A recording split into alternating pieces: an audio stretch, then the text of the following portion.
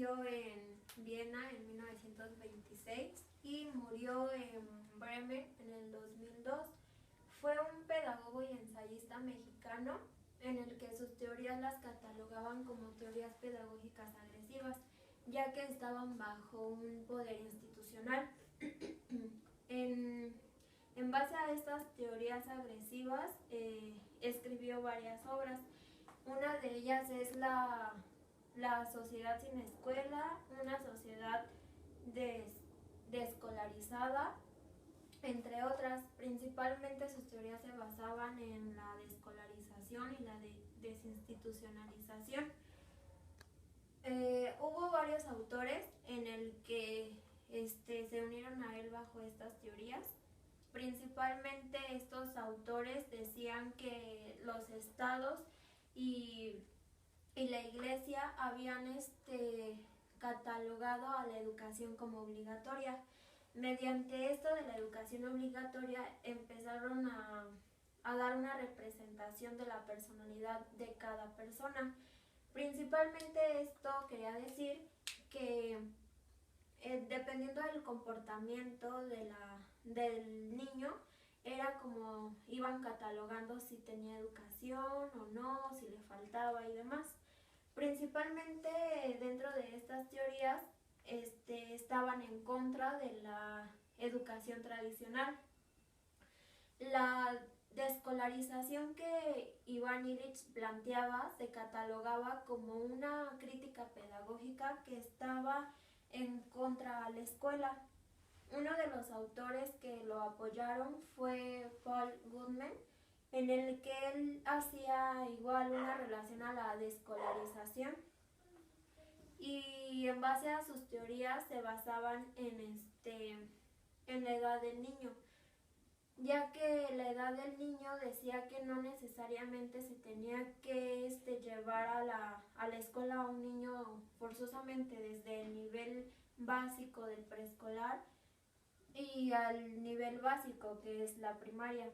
En no necesariamente se tenía que inscribir a los 6 años, sino que él decía que con el simple hecho de que un niño antes de los 7 años empezara a desarrollar habilidades, no necesariamente era de los 6 años que dura el nivel básico, sino que tenía que ser a lo máximo de 4 a 6 meses para que ellos pudieran ir relacionando estas habilidades hacia lo que ellos podían hacer.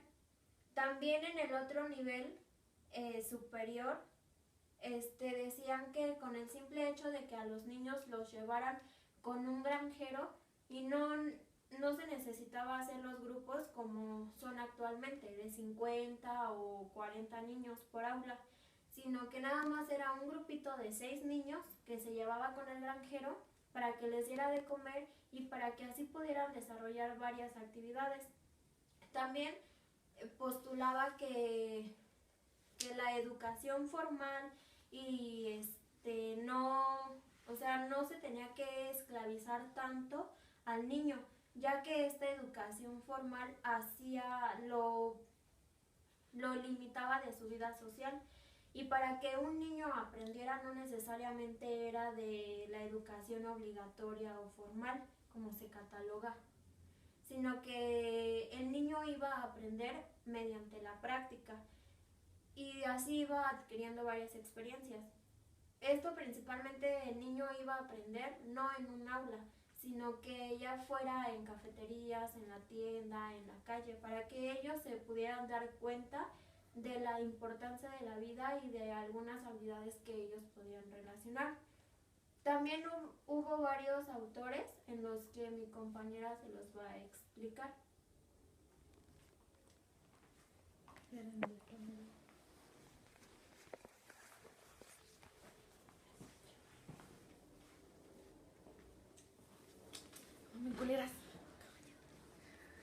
Él tenía un interés por el sistema educativo, ya que tenía que ver con un estudio de génesis de realidades que el niño tenía socialmente. Él matizaba después de una de sus publicaciones, que era la de la sociedad desescolarizada, que algunos de sus argumentos comentarios o así eran en base a eso, pero no era tanto como para decir que la escuela era una total pérdida o algo así, sino en el aspecto de que el niño, como decía mi compañera, no tenía que estar tanto tiempo, él tenía que aprender trabajando, y él hacía eso para que la gente entendiera y para que no hubiera tantas contraindicaciones contra su trabajo, pero pues así no fue. Él de hecho tuvo sus cursos de estudios eclesiásticos, de teología y de filosofía en una universidad gregoriana en Roma, y de ahí obtuvo un doctorado de historia por la Universidad de Salzburgo en 1951. En este año él tuvo su ordenación como sacerdote. Este mismo año es nombrado como párroco de la parroquia de Nueva York, con fuerte presencia de gente de Puerto Rico. Él no era estrictamente un pedagogo que hablaba dentro del sistema educativo, sino que él una vez en una de sus entrevistas en Barcelona, él decía que él se consideraba como un observador de las mentalidades de las personas y cómo es su evolución. Así que todos los trabajos que él publicaba o que realizaba eran bajo esta perspectiva que él mismo se proponía. Él afirmaba que no había conseguido construir una gran reflexión sobre la educación, a pesar de que sus publicaciones ya tienen más de 30 años. Él decía que no bastaban con esas publicaciones, él sentía que le faltaban más, pero que aún así esas eran base para que la sociedad o la gente se desinstitucionalizara o se desescolarizara. Perdón, se me lengua la traba. Él, en 1960, él renuncia a su cargo en la Universidad de Ponce y se instala en Cuernavaca, en México. Y ahí se va con un grupo de personas que tienen una fundación que se llama la CIDOC, que es el Centro Intercultural y de Documentación, en el cual analizaban problemas tercermundistas, y ellos realizaban como que grupitos de personas o misioneros, los cuales iban a demás países de América Latina para que conocieran su trabajo y para que esas personas pudieran tener un mejor provecho, o bueno, pudieran absorber esos conocimientos de una manera muy satisfactoria. Este fue uno de los episodios de confrontación con el Vaticano, y el cual abrió un proceso en el cual Illich tuvo repercusiones en prensa mundial, ya que el Vaticano no quería o estaba en contra de que la gente hiciera eso.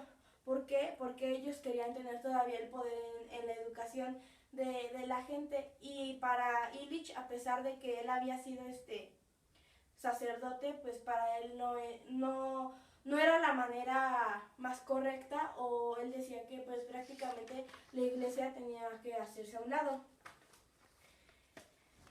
Desde el punto de vista de un debate social y pedagógico acerca de la posibilidad de una educación sin escuelach, Illich estuvo pues en el ojo del huracán. ¿Por qué? Porque él decía que pues la gente no tenía que tener necesariamente escuelas para aprender. Perdón, profe, me equivoqué. Él decía que no necesariamente tenía que haber escuelas para que aprendieran, porque eso hacía que ellos estuvieran en un monopolio, en algo así, que no pudieran absorber los aprendizajes necesarios, y por eso él fue muy, muy criticado. En 1968, el CIDOC abandona su vinculación que tenía con la iglesia, y un año más tarde el propio Illich también abandona el sacerdocio al que él pertenecía. Sus primeros libros publicados provocaron un gran impacto internacional, ya que estos hablaban mucho de la educación. De hecho, todo fue en base de la educación, a pesar de que él nunca creó una escuela como tal, como fue Summerhill o de esas escuelas. Él lo que hacía era que publicaba sus trabajos para que las demás personas absorbieran esos conocimientos. aunque él nunca fundó una escuela como tal, solamente perteneció al CIDOC. Él decía que la educación, la sanidad, el transporte, la gestión del agua, el trabajo, que eran incisivos para el análisis de él.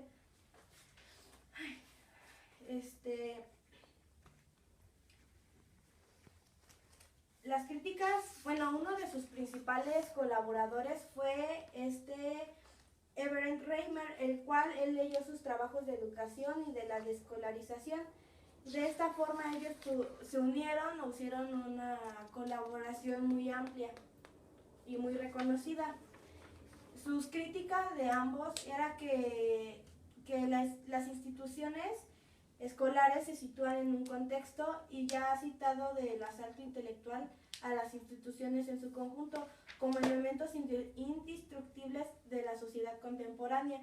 Ellos decían que las instituciones nunca se iban a poder derribar, ya que pues la sociedad necesitaba de ellas en cierto aspecto, pero ellos lo veían desde un punto de sí se necesita, pero no como decía mi compañera, no tanto tiempo, sino que el niño aprenda en base a su práctica y a su experiencia.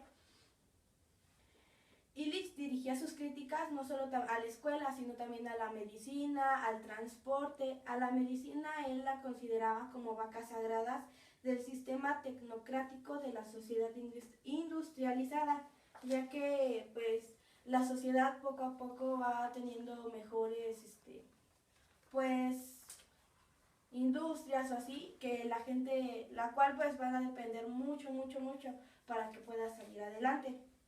Él cuestionaba junto igual que con Goffman, ellos cuestionaban la autoridad de las instituciones que determinaban gracias a sus universos simbólicos que la conformidad con ellas es moralmente correcta y no la conformidad moralmente incorrecta. Ellos decían que la escuela no enseñaba, solamente enseñaba lo que era correcto, pero nunca enseñaba lo que era incorrecto, pero no lo enseñaba de una forma adecuada desde su punto de vista. Buenas tardes. Él decía también que el cambio verdadero pasa por desescolarizar la educación y la sociedad. De esta forma, él lo veía así que el mundo podría progresar de tal manera que no fuera mala, pero que no absorbiera mucho tiempo en los niños, para que ellos tuvieran un desempeño más práctico y que fueran personas de gran utilidad. La escuela enseña que la institución produce el aprendizaje. La existencia de las escuelas produce la demanda de escolaridad y perpetúa la identificación entre educación y escolaridad. El aprendizaje no es el resultado de la instrucción, sino que es ante todo el resultado de una participación no estorbada en un entorno significativo. Era como les comentaba mi compañera Cristina, llevaban a niños con un granjero o así, y van a hacer esto, o sea, sí se les va a dar de comer, pero lo que ellos querían enseñarles era que tenían que trabajar para ganárselo, pero trabajar de una manera honrada. Y de esta forma, pues podían ir a o con varias personas que tuvieran negocios o así, para que los niños trabajaran en ellas y no hubiera problema y que ellos supieran cómo era en realidad la vida laboral, de tal forma que en un futuro fuera un beneficio para ellos. Las críticas que recibe la escuela desde el punto de vista de Illich son desde una perspectiva antropológica y fenomenológica que utiliza la analogía religiosa para explicar que la educación es una nueva religión mundial y la escuela es un templo dispensador de un saber instituido, fuera del cual no hay salvación. Él lo hacía desde una perspectiva también religiosa, ya que pues, él era sacerdote, pero él lo hacía para que vieran que la educación, como dice el texto, es una religión mundial. ¿Por qué? Porque en todas las escuelas, en todo el mundo hay escuelas a las cuales todos los niños se supone que deberían de acudir. En realidad la tarea de la escuela no es educar a los alumnos, sino la de acomodarlos para necesidades de las burocracias del sistema. De esta forma, pues es para que los niños trabajen en fábricas, estén en el ejército, sean, tengan que ver con la enseñanza, ese tipo de profesiones o de trabajos que pues existen aún, ¿no? Y de esta forma podrían iniciarlos al mito sagrado del consumo sin fin, ya que por ejemplo, si los niños trabajan en una fábrica, no sé, una fábrica de productos químicos, de cosméticos, así, de esta forma el consumo sin fin, porque entre más pudieran producir, la gente pues más podría consumir y de esta forma pues habría más trabajos, aunque en México no lo sé, pero bueno. Illich utiliza el concepto de contraproductividad que especifica para señalar que una determinada medida social produce los efectos contrarios a los oficialmente deseados. En otras palabras, la universalización de la escuela produce más fracaso escolar.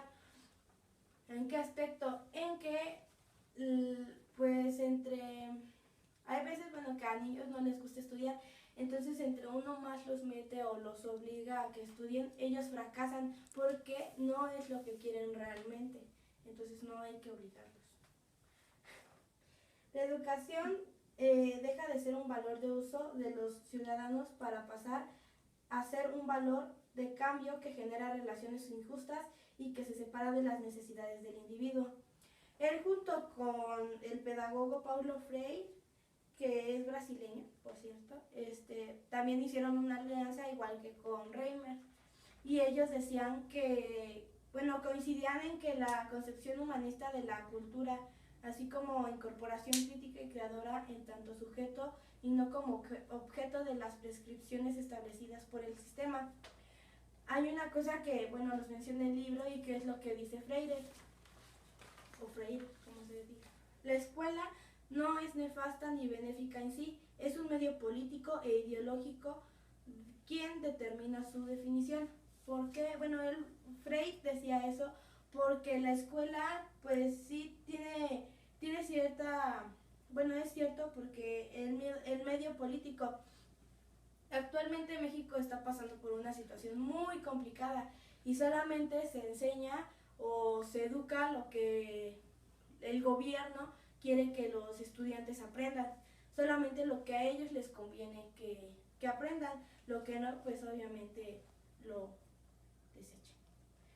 ¿Y por qué ideológico? Porque, por ejemplo, no sé, a los niños, ¿no? Le dicen, ay, no, es que no te pueden gustar los hombres porque eso está mal, o cosas así. Ese tipo de ideologías que desgraciada o afortunadamente en la sociedad ya están como establecidas y que desgraciada o afortunadamente nosotros tenemos que seguirlas. Pero Illich no consideraba la escuela como una variable dependiente del sistema sociopolítico.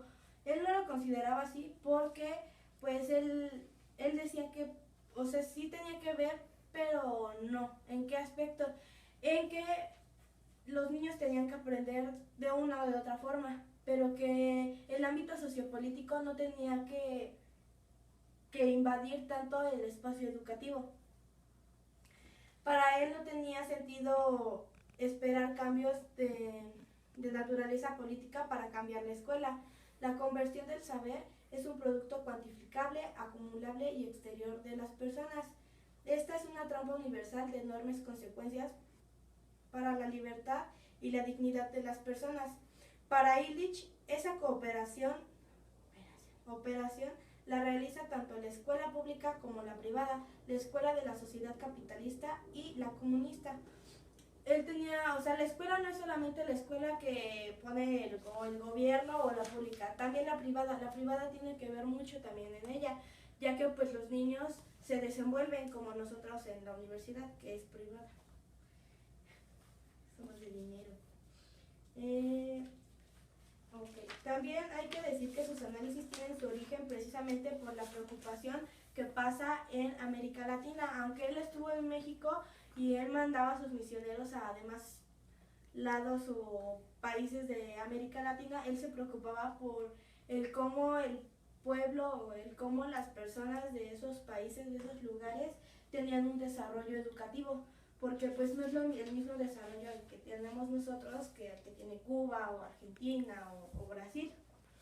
La escuela no permite la definición de uno mismo ni favorece la convivialidad, sino que favorece la alienación, la burocracia y la represión. Bueno, como nos dice el texto, la escuela no tenía una definición como tal, favorecer el cómo convivía la gente, sino solamente lo hace como para que la gente cree conocimientos o tenga sus conocimientos y pueda salir a un ámbito laboral y en el cual pues te exploten como negro. Y bueno, a continuación mi compañera Ali les explicará otras cosas de Illich. La home school, escuela en casa. El principal impulsor de la home school es John Holt. El crecimiento de las pequeñas comunidades donde padres y madres buscan soluciones sustitutorias a la escolarización. La home school creció y ha crecido por el lado del radicalismo antigubernamental y del integralismo religioso. La home school no puede interpretarse como una herencia directa, pero no deja de ser una descolarización. En algunos casos, la objeción escolar está basada en creencias religiosas y diversos grupos religiosos. Ofrecen orientaciones y asesoramientos para desarrollar unos aprendizajes que concuerden con aquellas creencias. La home school significa que la autoformación y sus resultados se realicen y se evalúen a partir exclusivamente de la iniciativa de las personas que la llevan a cabo. La home school abre unos horizontes educativos a partir de los cuales no es fácil profetizar estas creencias. Las instituciones estadounidenses que impulsan esta escuela en casa señalan que es legal en todos los Estados Unidos desde finales de los años 80. La home school es completamente abierta y fácil. La home school es una realidad que hoy por hoy no se circunscribe a grupos marginales o a pequeñas y singulares unidades familiares. Cerca de 1 millón de niños estadounidenses se educan con estos formatos. En Estados Unidos, donde el número y la variedad de propuestas de objeción escolares crecen continuamente, se pueden encontrar desde formatos homeschool mixtos, en las cuales se sigue la escritura de asignaturas y se convienen programas escolares a estos. La descolarización del ayer y hoy. Las críticas más fuertes que se han hecho a los ensayos de Illich y Reimann arraigaron precisamente a los sectores más comprendidos con la renovación educativa en Europa y también desde la pedagogía marxista, que es la escuela se puede transformar. Las críticas han sido muy fuertes, pero no dejan de ser con referente ineludible dada la evolución de los sistemas educativos que ésta tiene. También habla de que la descolarización de plantear una alternativa difusa con su habitual estilo corrosivo. Se pregunta qué hacer con los niños cuando mañana no haya escuelas. Las críticas contra la desescolarización apuntan también que el libre acceso está muy cerca de una nueva formación de consumismo y al mismo tiempo de nuevas formas de recreación y de rechazo hacia estas. La escuela mejoraría el aspecto social de muchos factores. Por último, Iván Illich cuestionó hace 30 años todo el aparato pedagógico, estimado en teoría favoreciendo de cuando en realidad si hay que alejar el aprendizaje de la realidad. Por último, muchos aseguran que estamos lejos de de la homeschool y otros aseguran que estamos muy cerca.